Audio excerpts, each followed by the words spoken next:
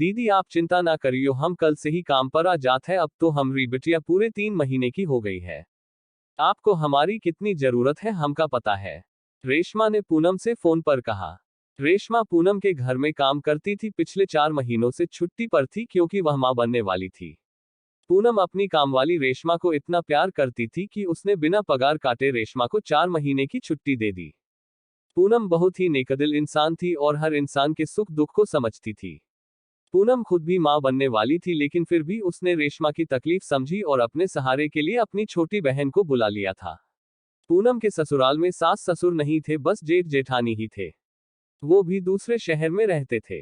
पति के साथ अकेली रह रही पूनम रेशमा को अपनी बहन की तरह ही समझती थी। हर तीज त्योहार पर उसके परिवार के लिए कपड़े और मिठाई दिया करती थी।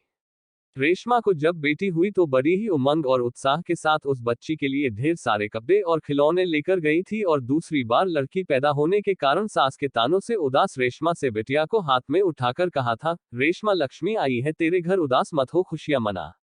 बेटियां तो अपना भाग्य लेकर आती है और मैं भी तो हूं तेरे साथ।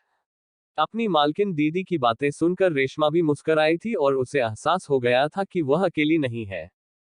4 महीने बाद जब रेशमा पूनम के घर आई तो पूनम का 8वां महीना चल रहा था। रेशमा ने पूनम का खूब ध्यान रखा और खूब सेवा की। 1 महीने बाद पूनम ने प्यारे से बेटे को जन्म दिया। पूनम अपने और बच्चे के ज्यादातर कामों के लिए रेशमा पर ही निर्भर थी और रेशमा भी बड़े चाव से उसका हर काम कर देती।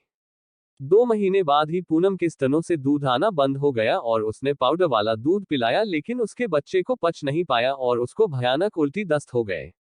पूनम बहुत ज्यादा परेशान थी। डॉक्टर्स ने गाय का दूध पिलाने की सलाह दी, लेकिन उसको पीकर भी बच्चे को उल्टियां हुए जा रही थी। अपने बच्चे की बिगड़ी तबीयत देख पूनम और उसके पति की जान अधर में अटकी हुई थी। बच्चा भूख से व्याकुल होकर रोए जा रहा था। रेशमा भी वहीं थी। उसने बड़ी हिम्मत करके पूनम से कहा, दीदी हम छोटे मुंह से बड़ी बात कहना चाहत है, लेकिन का करे मुन्ने का जे हाल हमसे देखा न जात है। हाँ बोल ना रेशमा बोल, अगर तेरे पास कोई तरीका हो तो मुझे बता मेरी बहन।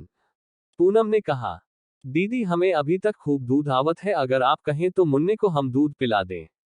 मुन्ने का रोना हमसे देखा न जा रहा है दीदी, रेशमा ने कहा। रेशमा की बात सुनकर पूनम को ऐसा लगा जैसे किसी ने उसकी सारी परेशानियों का हल बता दिया है।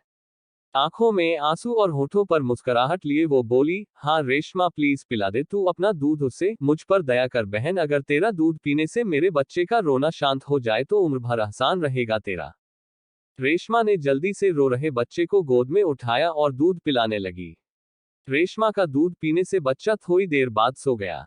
अपने बच्चे को शांत देख पूनम और उसके पति ने चैन की सांस ली। पूनम ने रेशमा से कहा, रेशमा मैं तो अपने बच्चे की खराब तबीयत से परेशान होकर ये भूल गई कि तूने कुछ महीने पहले बच्चे को जन्म दिया है। तेरा दूध तो आता होगा, लेकिन तुझे तो सब पता था, तो फिर तूने कल क्यों नहीं कहा? कल से कितना तड़प रहा था मेरा बच्चा। दीदी हम आपकी कामवाली हैं और आप हमारी मालकिन, हम गरीब हैं और आप अमीर, हमें डर लागत रहो कि आपका सोचो, लेकिन आज हमसे रहा न गया दीदी, रेशमा ने कहा। अरे पगली तू अब तक नहीं समझ पाए अपनी दीदी को। मैं ये सब नहीं मानती। मेरा तो बस यही मानना है, माँ तो माँ होती है, चाहे अमीर हो या गरीब, चाहे नौकर हो या मालकिन। माँ का पद इन सबसे कहीं ऊंचा है। आज से तू भी इसकी माँ है। पूनम ने ये कहते हुए रेशमा को गले से लगा लिया और दोनों की आंखों से ममता के आंसू बरसने लगे।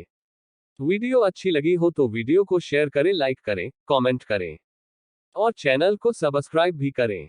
धन्यवाद।